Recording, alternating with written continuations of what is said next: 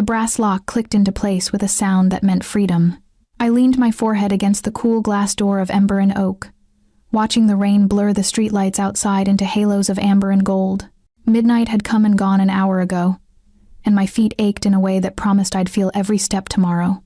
Tuesday nights were always slow, but tonight had dragged like a prison sentence, 3 customers in 6 hours, all nursing cheap beer and cheaper conversation. I turned back to survey my kingdom of empty tables and overturned chairs, the sharp scent of lemon cleaner still hanging in the air. One more wipe down of the bar, one more check of the register, and I could finally go home to my shoebox apartment and the leftover Thai food waiting in my fridge. The knock came as I was counting the till. 3 deliberate raps against the glass, not urgent, not aggressive, but somehow absolute, the kind of knock that expected to be answered. I froze, my fingers still wrapped. Around a stack of 20s. We were closed.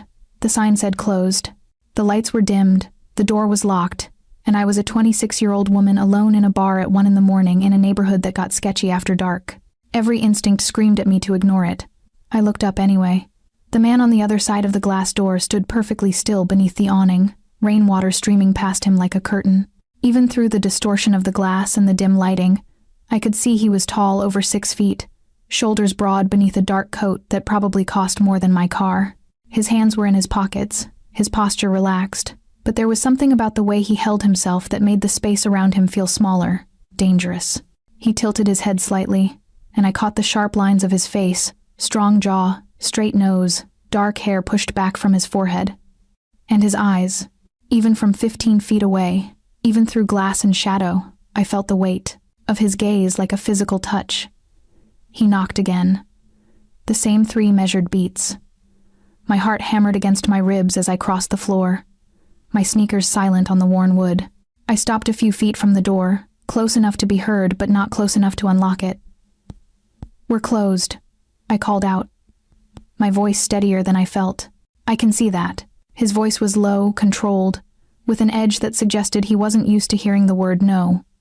"I'm asking for an exception." "No exceptions. There's a liquor store 2 blocks down that's open until 2. I don't want liquor store whiskey." He stepped closer to the glass, and I saw his face clearly now.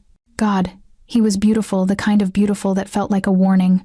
Sharp cheekbones, a mouth that probably smiled rarely and devastatingly, and eyes so dark they looked black in the low light.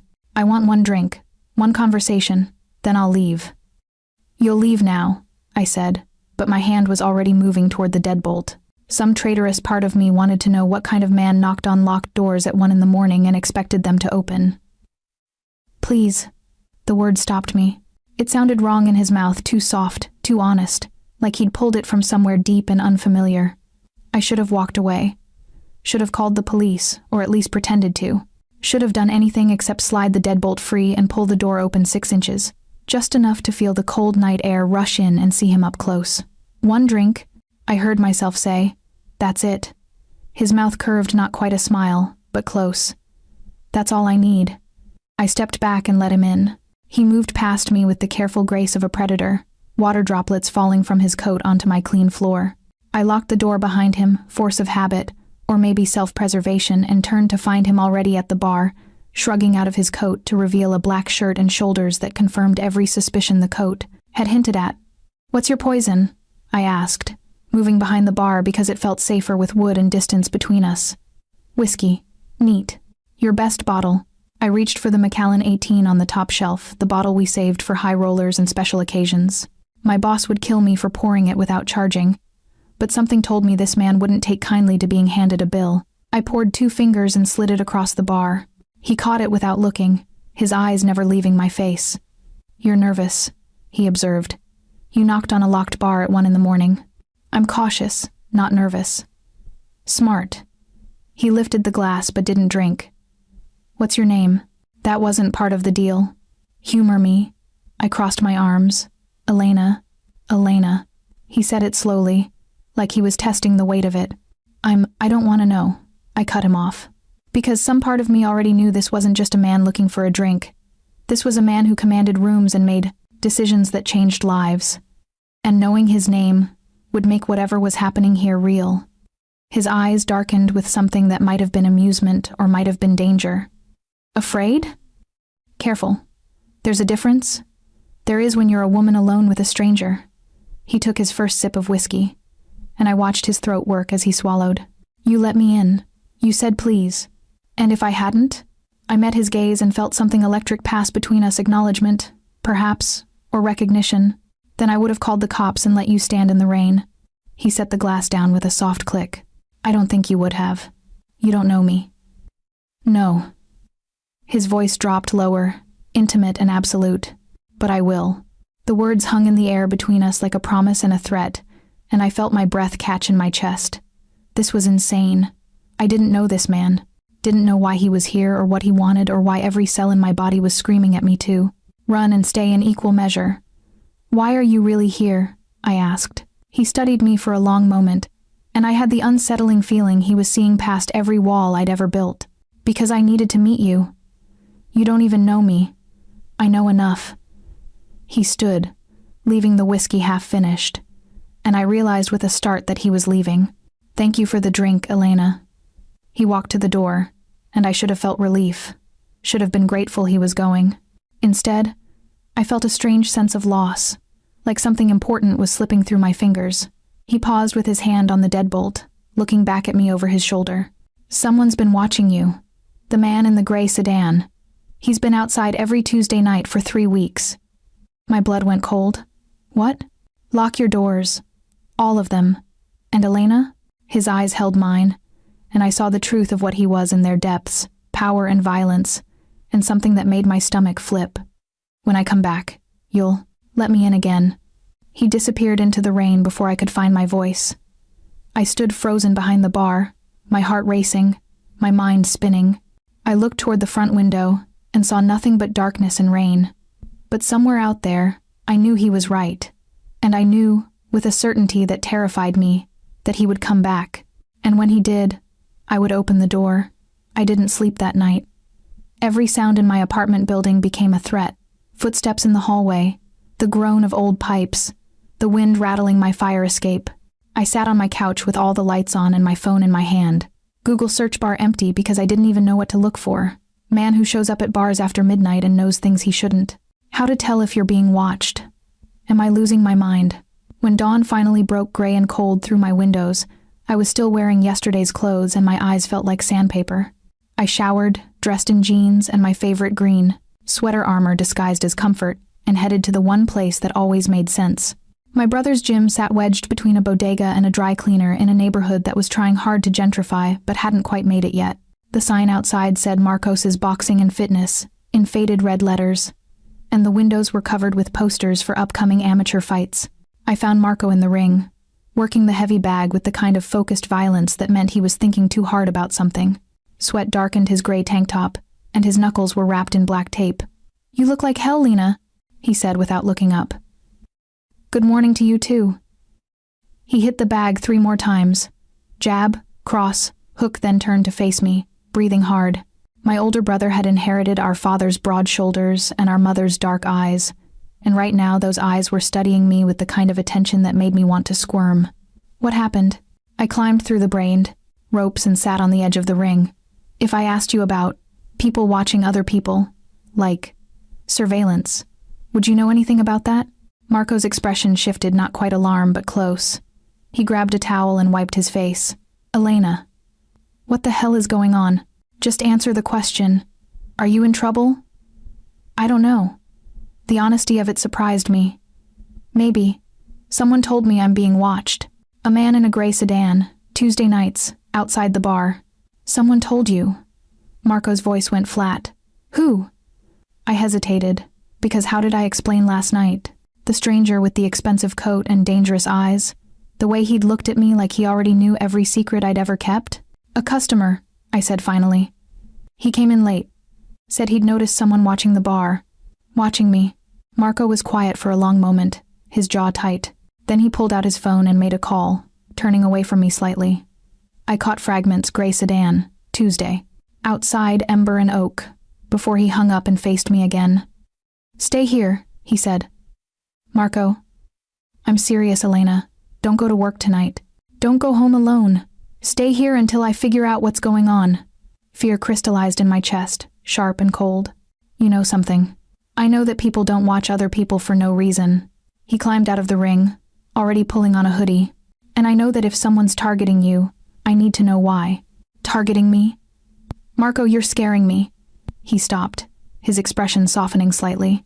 Good. Be scared. Be careful. And Elena? He waited until I met his eyes. This customer who told you. You get a name? I shook my head. Description? Tall, dark hair, expensive clothes, eyes like... I trailed off. Because how did I describe the way he'd looked at me? Like I was a problem he intended to solve, or a prize he'd already claimed. Like he was used to people doing what he wanted. Something flickered across Marco's. Face recognition, maybe, or dread. Stay here, he repeated. I'll be back in an hour. He left before I could argue, and I was alone in the empty gym with the smell of sweat and leather, and the growing certainty that my life had just become complicated in ways I didn't understand. I pulled out my phone and did what I should have done hours ago. I searched for gray sedans and surveillance and stalking, and found nothing but generic advice about calling the police and varying your routine. Then, because I couldn't help myself, I searched for something else. Powerful men, Seattle organized crime. The results made my stomach drop. There were dozens of articles, some from reputable news sources, others from true crime blogs and conspiracy sites. Names I didn't recognize attached to businesses that sounded legitimate but felt wrong. References to family operations and territorial disputes and ongoing federal investigations. And photos. I scrolled through image after image of men in expensive suits at charity galas and courthouse steps, their faces carefully neutral, their lawyers always close. None of them looked familiar. Until I reached the 4th page of results and saw him.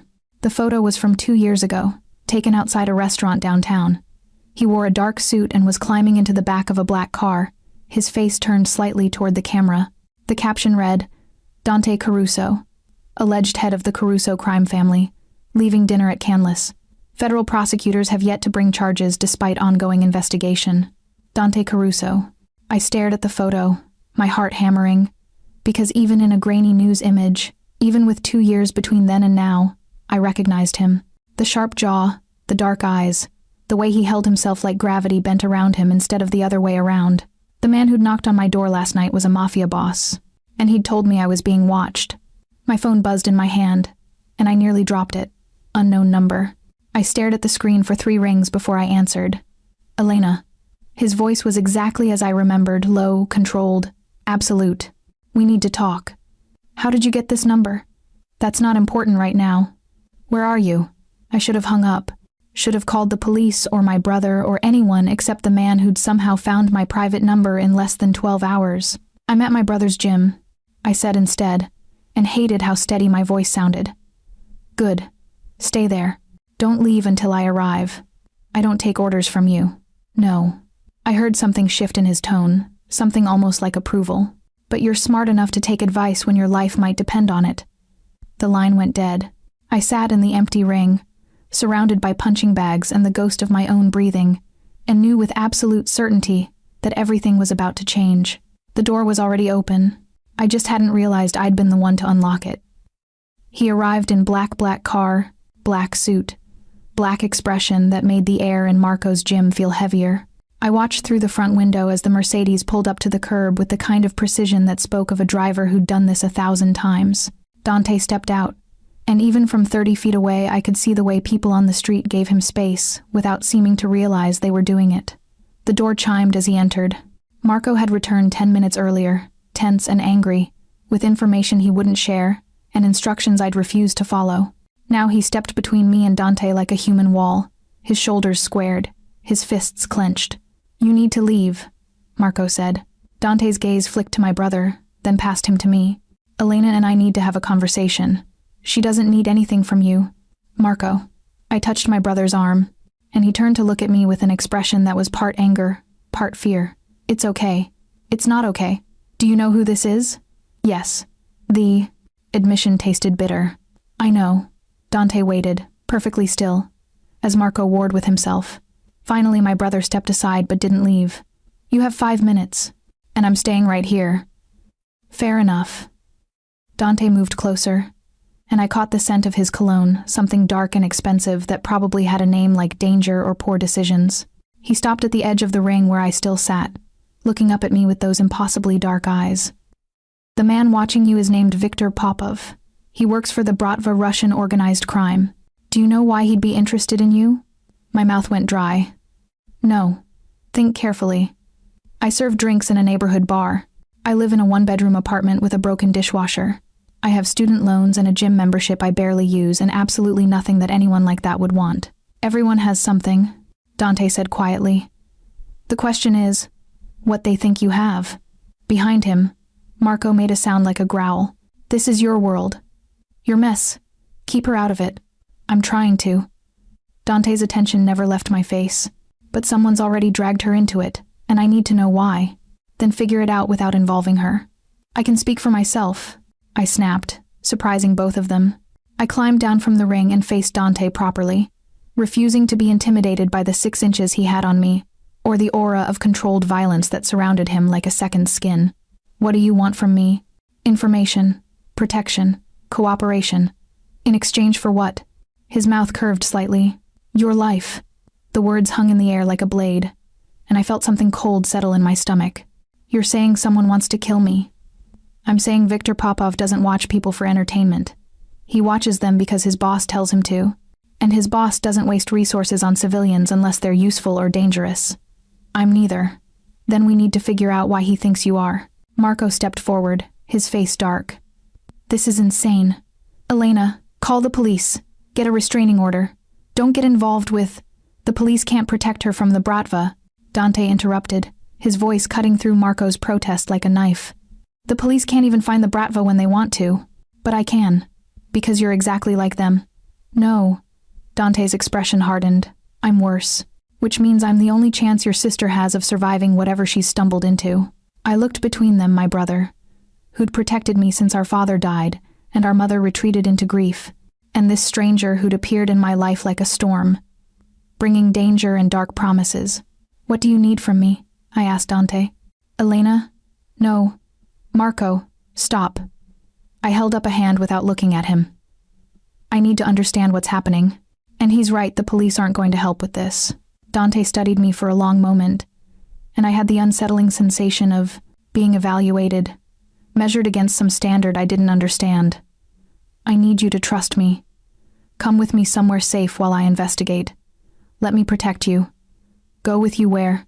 "My home. It's secure, private, and no one gets in or out without my knowledge." Marco laughed, but there was no humor in it. "You want her to move into your house, to be under your control. That's not protection, that's imprisonment." "It's temporary," Dante said, "and it's the only option that doesn't end with Elena bleeding out in an alley because she thought she was safe." The brutal honesty of it made me flinch. This was real. Not a thriller novel or a true crime podcast, but my actual life, which had somehow become tangled with the kind of people who made bodies disappear. "How long?" I asked. "As long as it takes to eliminate the threat." "That's not an answer. It's the only one I have." He pulled a phone from his pocket, sleek, black, probably encrypted, and held it out to me. "This is secure. The only number programmed in it is mine. If anything happens, if you feel unsafe for even a second, you call me. Immediately." I took the phone, and our fingers brushed. The contact was brief, electric, and I pulled back like I'd been burned. "Think about it," Dante said. "But don't take too long. Victor's patient, but his employers aren't." He turned to leave, and I heard myself say, "Why do you care?" He stopped, his back to me, and for a moment I didn't think he'd answer. Then he looked over his shoulder, and something in his expression made my breath catch. "Because the world has enough victims," he said quietly, "and you don't deserve to be one of them." Then he was gone, leaving behind the scent of expensive cologne and the weight of an impossible choice. Marco immediately started arguing, telling me all the reasons I couldn't trust Dante Caruso, couldn't go with him, couldn't throw my life away on the word of a criminal. But I was barely listening. I was staring at the phone in my hand, feeling the weight of it like an anchor, and wondering what it said about me that I was already mentally packing a bag. Some doors, once opened, can never be closed. I was beginning to think I'd been standing on the wrong side of one my entire life. The decision took 3 hours and felt like 3 years. I spent them in Marco's apartment above the gym, listening to him list every reason this was a terrible idea, while I tried to figure out if staying alive was worth stepping into a world I'd spent my whole life avoiding. In the end, it was the gray sedan that decided me. Marco went downstairs to lock up the gym around 8, and I watched from his window as the car rolled past, slow, deliberate, the driver's face hidden behind tinted windows. It circled the block twice before disappearing, and something about that patient, predatory movement made my decision for me. I called the number Dante had programmed into the secure phone. He answered on the first ring. "Elena, I'll come, but I have conditions." "Name them." "I keep my phone, the real one, and I need to be able to contact my brother whenever I want." "Agreed. And you tell me everything. No secrets, no lies, no protecting me from the truth because you think I can't handle it." There was a pause, and I wondered if I'd pushed too far. Then, "Agreed. I'll send a car in 20 minutes. I can drive myself. Not in a vehicle Victor knows, and not alone." His voice softened slightly, though it still held that edge of command. "Elena, let me do this right." The car that arrived was different from the Mercedes, a dark SUV with windows tinted so black I couldn't see inside. The driver was a woman, which surprised me, with short blonde hair and the kind of body that suggested she could break bones without breathing hard. "I'm Sarah," she said as I climbed into the back. "Seatbelt." Marco stood on the sidewalk, watching with an expression that broke my heart. I'd promised him I'd be careful, that I'd call every day, that this was temporary. He hadn't believed me any more than I'd believed myself. The drive took 40 minutes, heading north out of the city into the kind of neighborhoods where houses had gates and security systems that cost more than my annual salary. We finally turned onto a private road that wound through old-growth trees, the headlights cutting through darkness so complete it felt like we'd left the world behind. The house appeared like something from a dream or a nightmare, depending on your perspective. It was modern, all glass and steel in sharp angles, built into the hillside so it seemed to float above the trees. Lights glowed warm behind floor-to-ceiling windows, and I could see multiple levels, terraces, the glint of what might have been a pool. "Welcome to Caruso Estate," Sarah said dryly. "Try not to break anything expensive." She led me through a front door that opened before we reached it. More security, I assumed, and into an éclairé entrance hall that made my entire apartment look like a closet. Marble floors, floating staircase, artwork on the walls that was probably worth more than I'd earn in a lifetime. Dante was waiting at the base of the stairs. He'd changed since this afternoon, now wearing dark jeans and a gray Henley that should have made him look casual but somehow didn't. Power wasn't something you could dress down, apparently. "Elena." He nodded to Sarah. "Thank you. Check the perimeter, then get some sleep." Sarah disappeared, and we were alone in the vast, beautiful space. I suddenly felt very small and very out of place in my jeans and sweater, with my overnight bag clutched in one hand like a security blanket. "You came," he said. "Did you think I wouldn't? I thought you might be smart enough not to." "Maybe I'm not that smart." Something flickered in his eyes. Amusement, perhaps, or respect. "Come. I'll show you to your room."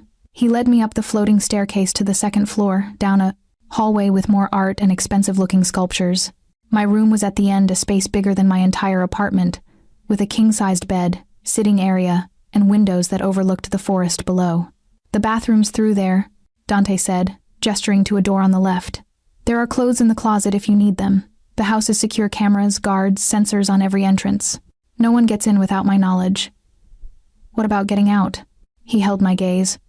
"You're not a prisoner, Elena. You can leave whenever you want, but if you do, I can't protect you. And if I stay, then you're safe. I give you my word." I wanted to ask what the word of a criminal was worth, but something about the way he said it, absolute, unshakable, made me believe him. "Why are you doing this?" I asked instead. "You don't know me. You don't owe me anything." Dante was quiet for a moment, and I watched something complicated move across his face. "My sister was your age when she died," he said finally. 26. Beautiful, stubborn, always convinced she could handle herself. She got caught in the crossfire of someone else's war, and I wasn't there to protect her. My chest tightened. "I'm sorry." "Don't be sorry. Just be smart." He moved toward the door, then paused. "There's food in the kitchen if you're hungry. The gym is on the lower level. And Elena?" "Yes?" His eyes met mine, and the intensity in them made my breath catch. "I meant what I said earlier. You don't deserve to be a victim. And as long as you're under my roof, you won't be." He left before I could respond, pulling the door closed behind him with a soft click. I stood in the center of the beautiful, terrifying room, and finally let myself feel the full weight of what I'd done. I was in the home of a Mafia boss, under his protection, tangled in his world whether I wanted to be or not.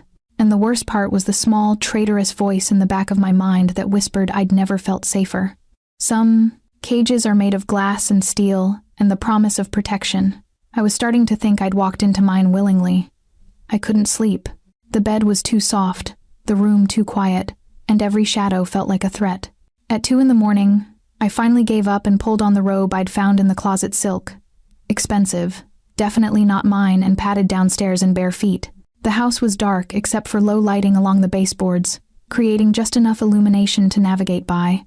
I found the kitchen through trial and error, a massive space of white marble and stainless steel that looked like it belonged in a magazine. I was trying to figure out the espresso machine when a voice behind me said, "You'll flood the countertop if you press that button." I spun around, my heart leaping into my throat.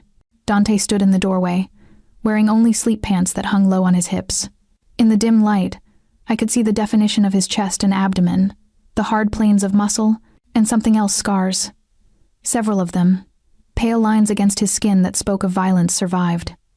"I didn't mean to wake you," I said, forcing my eyes back to his face. "You didn't. I don't sleep much." He crossed to the espresso machine and began working it with the ease of familiarity. "Coffee or something stronger?" "Coffee's fine." He made 2 cups with economical movements, then gestured to the stools at the kitchen island.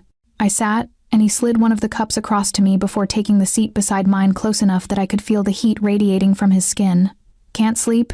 he asked. "New place. Strange bed. The knowledge that someone wants to hurt me for reasons I don't understand." I wrapped my hands around the warm cup. "Pick one." His mouth curved slightly. "Fair enough." We sat in silence for a moment, drinking coffee at 2 a.m. like this was normal. Like we were normal people instead of a bartender and a Mafia boss playing some dangerous game. "I didn't understand. Tell me about your sister," I said finally. Dante's expression shuddered. "Why?" "Because you brought her up. Because I think you don't talk about her enough." I met his gaze. "Because maybe I want to understand you." "Why would you want that?" "Because you're asking me to trust you with my life. And I need to know if you're someone who deserves that trust." He was quiet for so long I thought he wouldn't answer. Then he set his cup down and stared at it like it held answers instead of coffee. "Her name was Gabriella," he said. "She was 2 years younger than me. Smart, fierce, always questioning everything. She hated what our family did, hated the business, wanted nothing to do with any of it. But she got pulled in anyway. She got killed anyway." His voice was flat, emotionless, but I could see the tension in his shoulders. A rival family wanted to send a message. They didn't care that she was innocent, didn't care that she'd spent her whole life trying to rival, escape our world. They just cared that killing her would hurt me. Did it work? He looked at me then, and what I saw in his eyes made my breath catch. "Yes." "What did you do?" "What do you think I did?" His smile was cold, terrible. "I went to war, and I won." The words should have scared me, should have sent me running back upstairs to pack my bag and call Marco and get as far from this man as possible. But all I felt was a strange, unexpected ache in my chest. "You can't save everyone," I said quietly. "No, but I can save you." He turned on his stool to face me fully, and suddenly the space between us felt charged, dangerous. "And I will, Elena. No matter what it costs." "Why?" The word came out barely above a whisper. "Why me?" "Because when I looked at you that first night, behind the bar, I saw someone real, someone untouched by the ugliness of my world, and I thought..." He stopped, something flickering across his face. "I thought maybe if I could keep you safe, it would balance the scales. For Gabriella, I'm not your sister. No." His hand lifted, and I felt his fingers brush against my cheek with a gentleness that seemed impossible from a man like him. "You're something else entirely." My heart was hammering so hard I was sure he could hear it. This was dangerous, more dangerous than Viktor Popov or the Bratva or any physical threat. This was the kind of danger that came from inside, from the way my body leaned toward his, like gravity had shifted, from the heat pooling in my stomach at his touch. "Dante," I said, and didn't know if it was a warning or a plea. His thumb traced along my jaw, and I saw his eyes darken. Tell me to stop. I should have. Every rational part of my brain was screaming at me to pull back, to remember who he was and what he did and all the reasons this could only end badly. But rationality had left the building somewhere between the gray sedan and the secure phone and the moment he'd promised to protect me. What if I don't want you to stop? I heard myself say. He leaned closer, and I could feel his breath against my lips. Then we're both in trouble. Maybe I don't mind trouble. His mouth curved against mine. Liar. Then he was kissing me, and the world narrowed to the pressure of his lips, the heat of his hand sliding into my hair, the way he tasted like coffee and something darker, something that felt like falling and freedom all at once. I kissed him back with a desperation that should have embarrassed me, my hands finding the hard planes of his chest, feeling his heart racing under my palms. He made a sound low in his throat, almost a growl, and pulled me closer, until I was half off my stool and pressed against him. When we finally broke apart, we were both breathing hard. That was a mistake, I said. Probably. His forehead rested against mine, and his voice was rough, wrecked. Are you going to regret it? I don't know. I pulled back just enough to see his face. Are you? No. The certainty in his voice made something flutter in my chest. But I should. You should be as far from me as possible, Elena.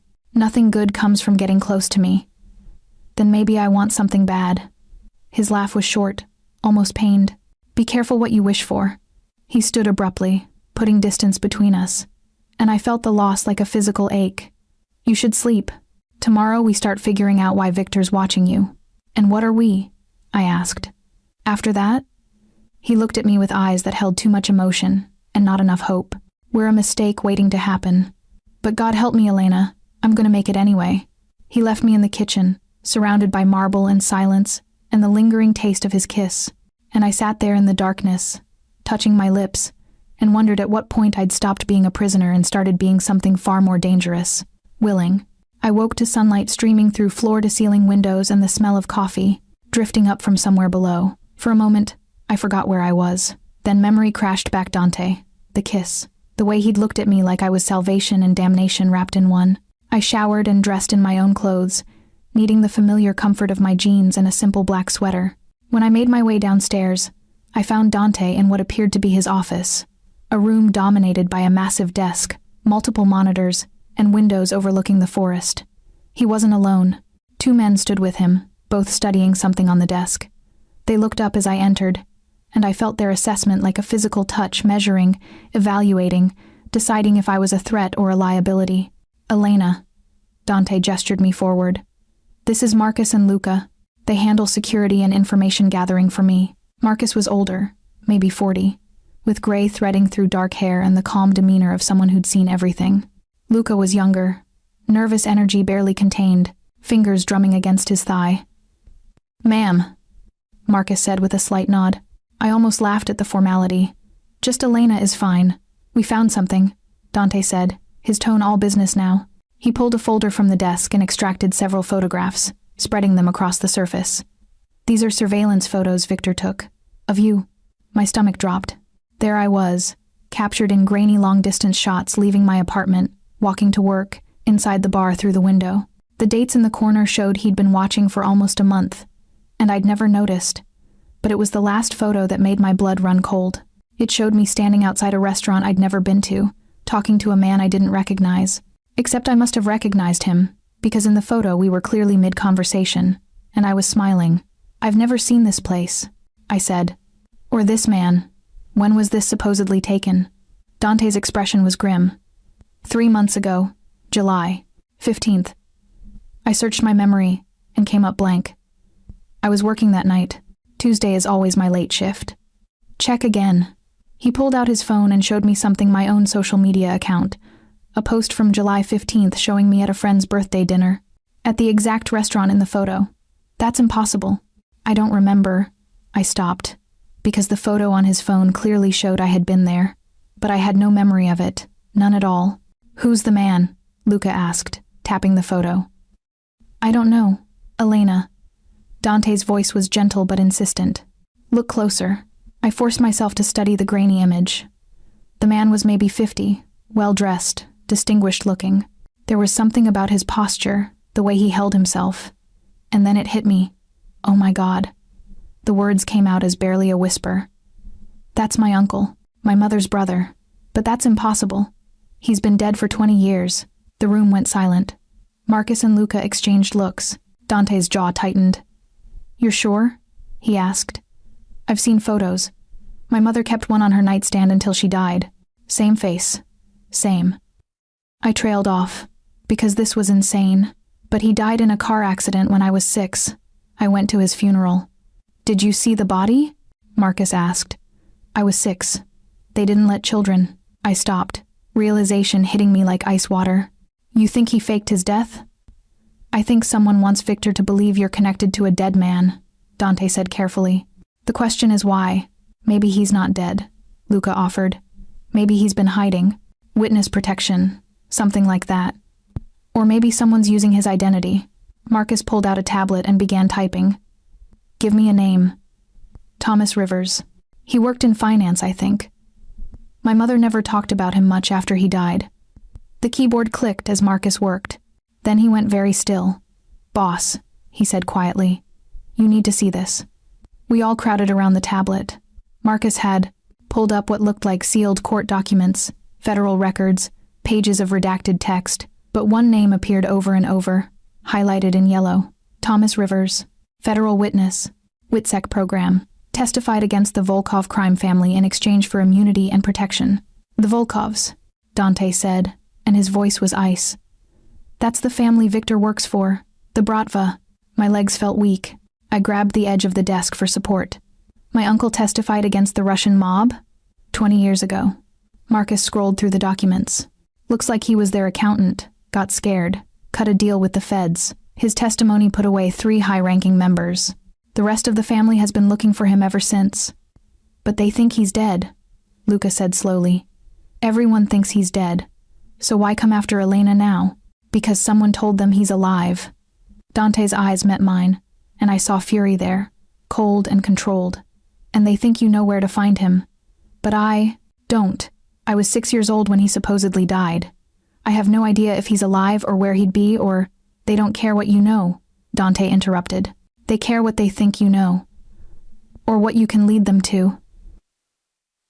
So what do? We find him first. He turned to Marcus and Luca.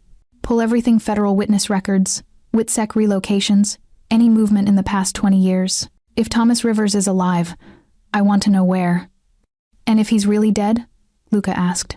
Then we figure out who's using his ghost to paint a target on Elena's back.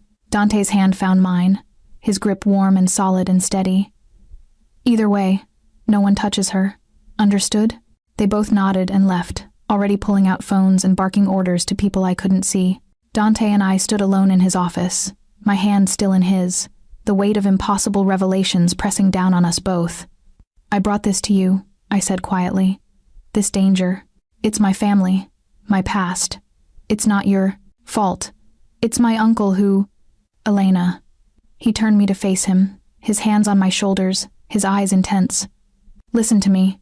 You are not responsible for the choices your uncle made 20 years ago. You are not responsible for the Bratva's vendetta. And you are sure as hell not responsible for any of this. Then whose fault is it? His smile was cold and dangerous. It's theirs. And they're going to regret ever looking in your direction. He pulled me into his arms then, and I let myself lean into his strength, feeling his heart beat steady against my cheek. I'm scared, I admitted. Good. Fear keeps you careful. His lips brushed the top of my head. But I promise you, Elena, they will not touch you, not while I'm breathing. And standing there in his arms, I believed him, which terrified me almost as much as the truth we'd uncovered. The call came at midnight. I was in the library because, of course, Dante had a library, complete with first editions and leather chairs, trying to lose myself in a mystery novel when I heard raised voices from somewhere below, then gunfire. 3 sharp cracks that echoed through the house, followed by shouting, running footsteps, and the unmistakable sound of breaking glass. I froze, the book falling from my hands. The door burst open and Sarah appeared, gun drawn, her expression hard. With me, now. What's happening? They found us. Move. She grabbed my arm and pulled me into the hallway, moving fast and low. We made it to the stairs before I heard footsteps below, too many footsteps, heavy boots, voices speaking Russian. Sarah swore and changed direction, pushing me toward what looked like a closet. But when she opened it, I saw stairs leading down into darkness. "Safe room," she said. "Get in. Don't come out until Dante or I give the all clear." "Where's Dante?" "Handling it. Go." Another burst of gunfire. Closer now. Sierra shoved me through the door and slammed it shut, and I heard the lock engage from the outside. I stood, in pitch darkness for one terrified second, before lights flickered on, revealing a small room with concrete walls, monitors showing various views of the house, and enough weapons mounted on the walls to supply a small army. On the screens, I watched the nightmare unfold. Men in dark tactical gear moved through Dante's beautiful home like a plague, weapons raised, faces covered. I counted 6, then 8, then lost track. They moved with military precision, clearing rooms, looking for something, looking for me. On one screen, I saw Dante. He moved like violence given form fluid, precise, absolutely lethal. As I watched, he disarmed one man with a movement too fast to follow, used the stolen weapon to take down 2 more, then discarded it and kept moving. His face was expressionless, cold, the face of a man who'd done this 1,000 times. I'd known intellectually what he was, but seeing it, watching him kill with the efficiency of a butcher cutting meat, made it visceral and real, and horrifying. And still, I couldn't look away. The fight moved through the house like a dance of death. Dante's men appeared from nowhere. Marcus, Luca, others I didn't recognize, and suddenly the tactical team was trapped, caught between trained killers who knew the terrain and the trap. It was over in less than 10 minutes. The silence that followed felt loud, broken only by heavy breathing and someone giving orders in Italian. On the screens, I watched as Dante's men zip-tied the survivors, 3 of them, the rest presumably dead, and dragged them into the main hall. Then Dante filled one of the screens, standing over a man forced to his knees. I couldn't hear what he was saying, but I didn't need to. I could see the ice in his eyes, the absolute authority in his posture. He was asking questions. The man was answering or not answering fast enough, because Dante nodded to Marcus and violence erupted again. I turned away from the screen, my stomach churning. This was his world. This was what I'd stepped into when I'd accepted his protection. Blood and brutality and men on their knees begging for their lives. The door lock disengaged with a click, and I spun around, my heart racing. Dante stood in the doorway, and I barely recognized him. Blood spattered his white shirt, his knuckles were split and bleeding, and something dark and terrible still burned in his eyes. "Are you hurt?" His voice was rough, like he'd been screaming. I shook my head, not trusting my voice. He crossed to me in 2 strides and pulled me into his arms, and I felt him shaking, actual tremors running through his powerful frame. "I thought I'd lost you. When they breached the perimeter, I thought, I'm fine." I managed. "Sarah got me to safety. They came for you." His arms tightened around me. "The Volkovs sent a kill team. They wanted you dead, Elena. Wanted to eliminate any chance of finding your uncle through you. How did they find us?" "I don't know yet." He pulled back, and I saw the fury in his face. "But I will. And when I do, there won't be enough of them left to identify." I should have been frightened by the promise of violence in his voice. Should have been repulsed by the blood on his clothes and the cold calculation in his eyes. But all I felt was an overwhelming surge of something I didn't want to name. "Take me upstairs," I said. He blinked, surprise flickering across his face. "Elena, please, I need." I didn't know how to explain it. The adrenaline, the fear, the way watching him move through violence like an avenging angel had made something primal wake up inside me. I need to feel alive. Understanding dawned in his eyes, followed by heat. "Are you sure?" "Nothing about this is sure. Nothing about any of this makes sense. But right now, I'm alive, and you're alive, and I don't want to think about dead bodies or Russian mobsters or any of it." I grabbed his shirt, not caring about the blood. "I just want to feel something, other than fear." He kissed me then, hard and desperate, tasting like violence and promise. When he pulled back, his eyes were dark with want and warning. "If we do this, Elena, there's no going back. You'll be mine. In every way that matters. Maybe I want to be yours. You don't know what you're asking for. Then show me." Something snapped in him. I felt it in the way his grip tightened, heard it in the growl that escaped his throat. He lifted me like I weighed nothing, my legs wrapping around his waist, and carried me out of the safe room and up the stairs. Bodies littered the hallway. Blood stained his beautiful floors. The evidence of violence surrounded us, but I couldn't look away from his face, from the need and possession and dark promise I saw there. He kicked open the door to his bedroom, not mine, his, and carried me inside. "Last chance," he said, setting me on my feet. "Tell me to stop." I reached for the hem of my sweater and pulled it over my head, letting it fall to the floor. "I'm done running. From this. From you. From whatever this is between us." His control shattered like glass. He kissed me like he was drowning and I was air, his hands everywhere, mapping every curve and plane of my body with a hunger that should have frightened me.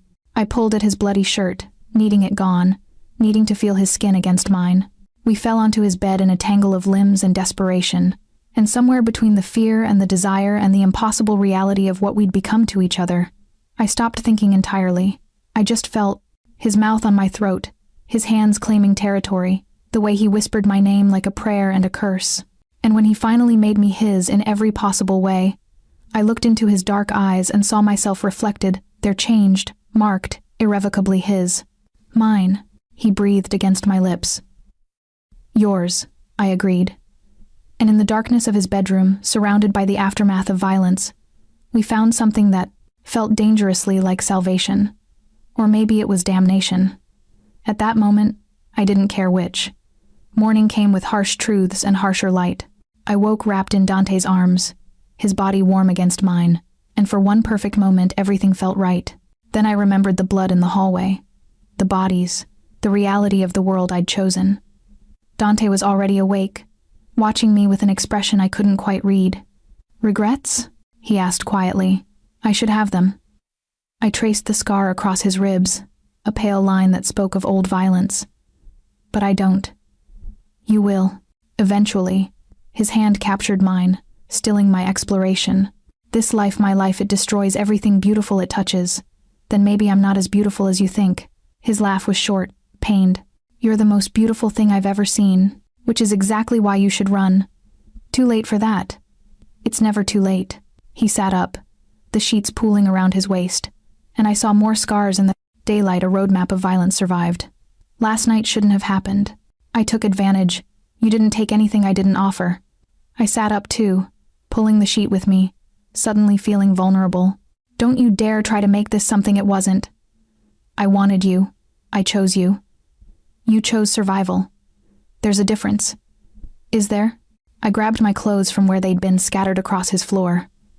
"Because from where I'm sitting, choosing you and choosing survival feel like the same thing." I dressed quickly, needing the armor of clothing, and left his room before he could see the tears threatening to spill over. I found Marco in the main hall. He stood surrounded by Dante's men who were cleaning blood from marble floors, his expression thunderous. When he saw me, he crossed the space in 3 strides and pulled me into a crushing hug. "Thank God you're alive," he said into my hair. "When I heard about the attack." "How did you hear?" "Dante called me at 3 in the morning, told me what happened, assured me you were safe." Marco pulled back, his hands on my shoulders, his eyes searching my face. "Elena, you need to leave. Now. This is insane." "I can't." "Yes, you can. I'll take you somewhere safe. Somewhere far away from all of this. They'll follow." Dante's voice cut through the hall, and I turned to see him descending the stairs. He'd showered and changed, now wearing dark jeans and a black shirt, looking every inch the dangerous man he was. "The Volkovs don't give up. They'll follow her anywhere she goes. Then we go to the police," Marco insisted. "Witness protection, something." "The police can't protect her from this." Dante stopped a few feet away, his gaze locked on me. "And she knows it. So what's your solution?" Marco's voice was hard with anger. "Keep her here? Make her a target? Let her die in a war she has nothing to do with? My solution is to end the war." Dante's tone was absolute. "Permanently. How?" "By giving the Volkovs what they want." My blood ran cold. "You're going to give them my uncle." "No." His eyes held mine. "I'm going to give them me." The room went silent. Marcus stepped forward, his expression alarmed. "Boss, you can't be serious." "I'm completely serious." Dante finally looked away from me, surveying his men. "The Volkovs want revenge for Thomas Rivers' testimony. They're using Elena to draw him out. But what they really want is to hurt someone who hurt them. To balance the scales. You didn't testify against them. Luca pointed out. No, but I've cost them territory, money, soldiers. For the past 5 years, I've been the biggest thorn in their side. They want me almost as much as they want Rivers. His mouth curved in something too cold to be a smile. So, I'll trade my life for Elena's safety. No, the word burst out of me. Absolutely not. It's not your decision. The hell it isn't. I crossed to him, fury overriding fear. You don't get to make yourself a sacrifice. Not for me. I get to make whatever decision keeps you alive. And what about you staying alive? Does that not matter? Not as much as you do. The raw honesty in his voice stole my breath. Around us, his men found excuses to be anywhere else, and even Marco backed away, giving us space. Dante. I put my hand on his chest, feeling his heart race under my palm. You can't do this. There has to be another way. There isn't. Not one that ends with you safe. His hand covered mine, pressing it against him. I told you I'd protect you. This is how. By dying, by making sure you live. Tears burned my eyes. And what about last night? What about everything you said? Last night was a mistake. His voice was gentle but final. One I should never have made. You deserve better than this life, Elena. Better than me. You don't get to decide what I deserve. Someone has to. He lifted my hand to his lips, kissed my palm, then let me go. Marcus will take you somewhere safe. New identity, new life, enough money to start over. By the time the Volkovs realize I've played them, you'll be untouchable. I don't want a new life. I stopped. Because what did I want? Him? This dangerous, impossible man who killed without hesitation and looked at me like I was worth dying for? Yes. God help me. Yes. I want you. I finished. Alive. Here. With me. Something cracked in his expression. Pain. Longing. Regret. That's not possible. Why not? Because loving me is a death sentence, Elena. And I won't let you die for me. Then don't make me live without you. He kissed me then, deep and desperate and final, tasting like goodbye. When he pulled away, his eyes were bright with unshed tears. I'm sorry, he whispered. For all of it. Then he was walking away, barking orders to his men, already planning his suicide mission. Marco appeared at my side, his hand on my arm. Come on, little sister. Let's get you out of here. I watched Dante disappear into his office, watched the door close behind him, and felt something inside me fracture. He was going to die for me, and there was nothing I could do to stop him. Or was there? Because I'd learned something in the past few days, living in his world. Sometimes the only way to save someone was to become exactly as dangerous as they were. I lasted 3 hours before I made my decision. Marco tried to take me to a safe house across town. I went willingly, playing the role of the frightened, compliant woman. But the moment he left to check the perimeter, I stole his car keys and drove back to Dante's estate. The guard at the gate tried to stop me. I told him if he didn't let me through, I'd drive straight to the Volkovs myself and tell them exactly where to find Dante. He made a phone call. The gate opened. I found Dante in his office with Marcus and Luca. A map spread across his desk showing what looked like warehouse locations. They all looked up as I walked in, and Dante's expression shifted from surprise to fury. What the hell are you doing here? Stopping you from being an idiot. I crossed to the desk and planted my hands on it, leaning forward. You want to trade yourself for me? Fine. But I'm coming with you. Absolutely not. Not up for debate. I looked at Marcus and Luca. What's the plan? Meeting location? Terms?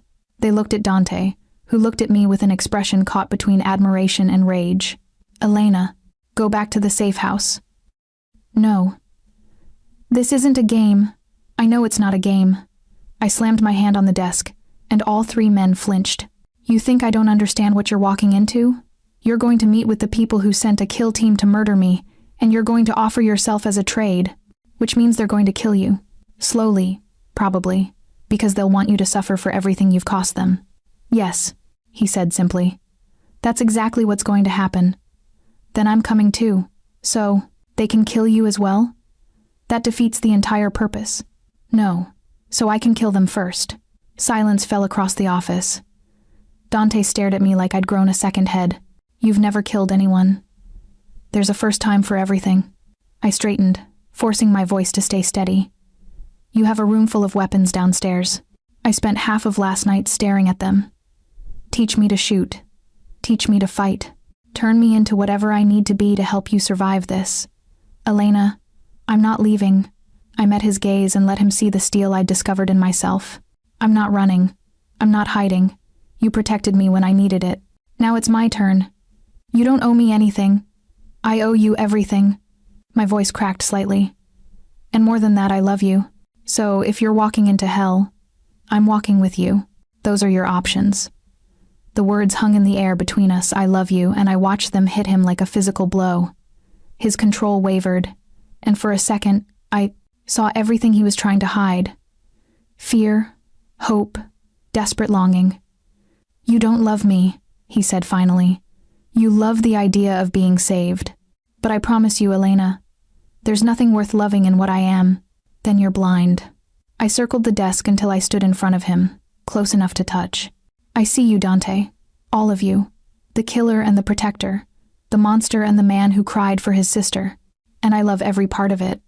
His hand came up, cupping my face with a gentleness that contradicted everything else about him. You're going to get yourself killed. Maybe, but at least I'll die choosing my own fate instead of having someone else choose it for me.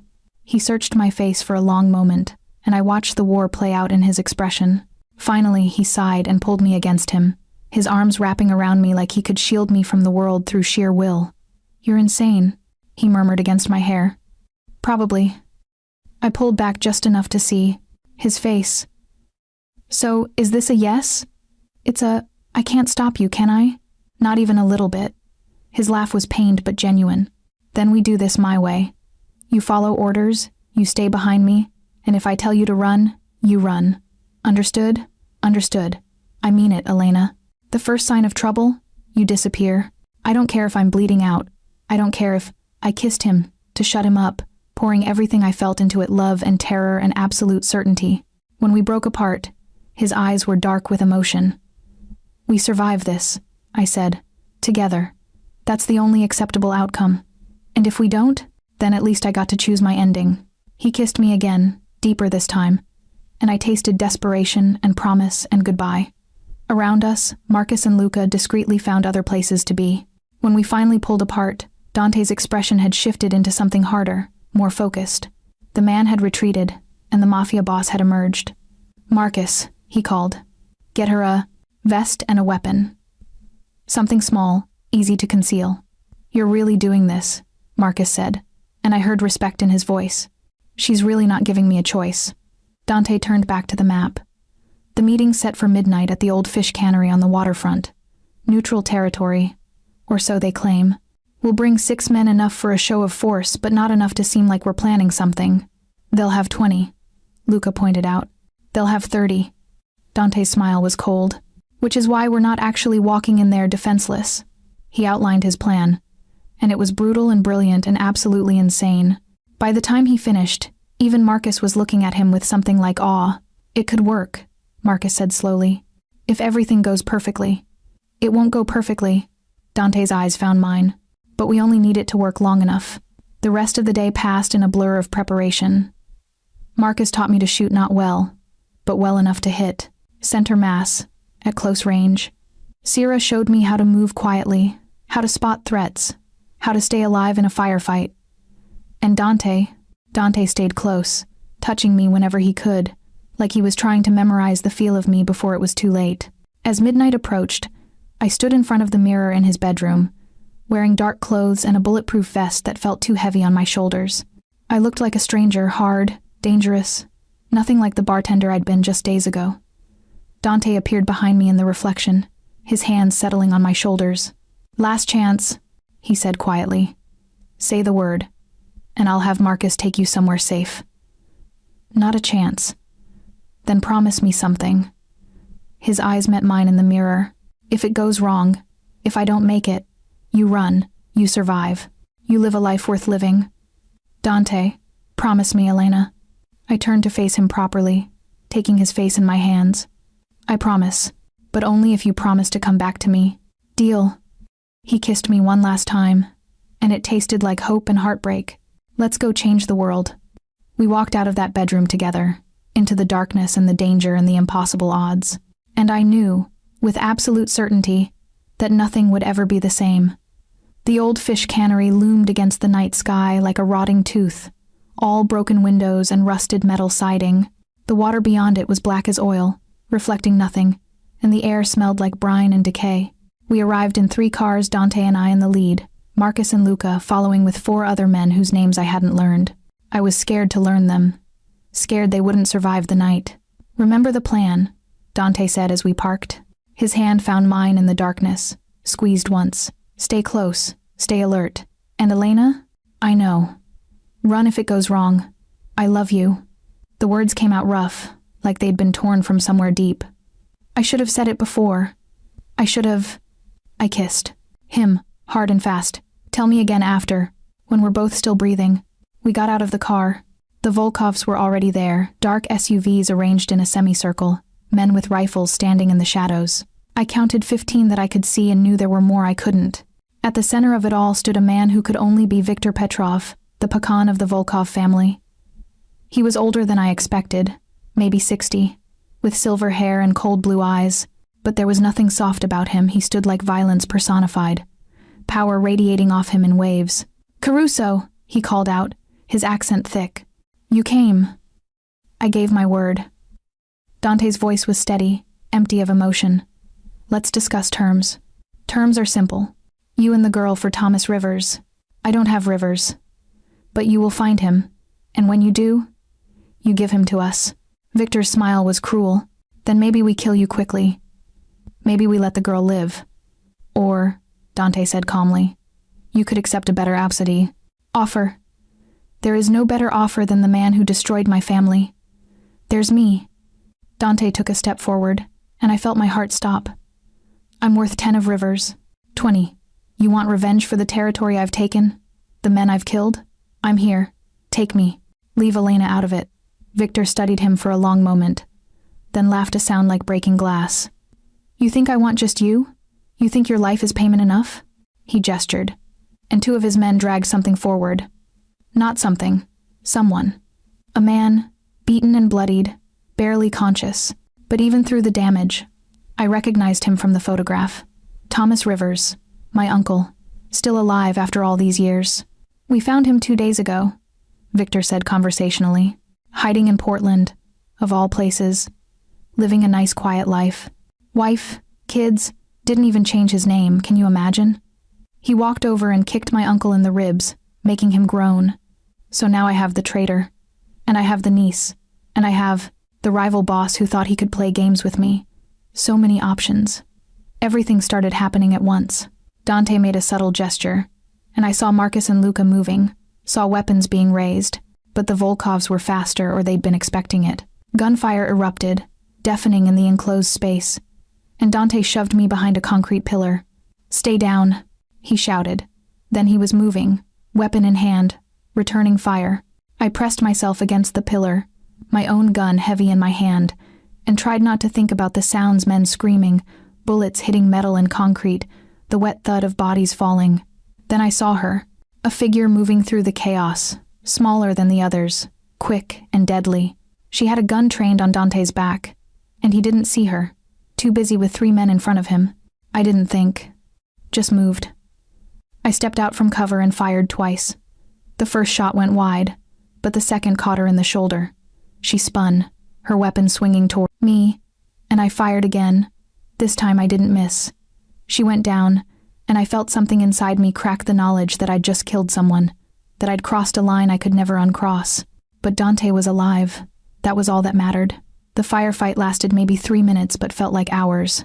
When the shooting finally stopped, I counted 6 bodies on the ground, 4 Volkovs, 2 of Dante's men. My uncle was gone, dragged away in the chaos. And Victor had a gun to Dante's head. They stood in the center of the cannery, both wounded, Dante bleeding from his side, Victor from his leg, but Victor had the advantage of position and a finger on the trigger. "Drop it," Victor said to me, because I still had my weapon raised. "Drop it, or I paint these walls with his brain." "Elena," Dante said quietly. "Run. Like hell." "She's loyal," Victor observed. "Stupid but loyal. I can respect that." He dug the gun harder into Dante's temple. "Last chance, girl. Drop the weapon and walk away. I'll let you live. And Dante dies, obviously." I looked at the man I loved, saw the acceptance in his eyes, the resignation. He'd come here expecting to die. Had always expected to die. It was written in every scar on his body, every hard decision he'd made, but I hadn't come here to watch him become a martyr. "Okay," I said, and lowered my weapon. "Okay, I'll go." Relief flashed across Dante's face, followed by love so intense it hurt to see. "Thank you." I walked toward Victor slowly, my gun held loose at my side. He watched me approach, distracted, and that was his mistake. Because I'd learned something in the past few days, living in Dante's world. Sometimes the only way to win was to be more ruthless than anyone expected. I dropped my gun, then pulled the knife from my boot and threw it in one smooth motion. It buried itself in Victor's throat. He made a choking sound, his gun falling from nerveless fingers, and collapsed. Dante dove for the weapon, came up, firing at the 2 remaining Volkovs who'd been hiding in the shadows. Then silence. I stood in the center of carnage, shaking, my hands covered in blood that wasn't mine. Around me were bodies and bullet casings and the remains of people who'd woken up this morning never expecting this to be their last day. Dante crossed to me, his hands framing my face, his eyes searching mine. "Are you hurt?"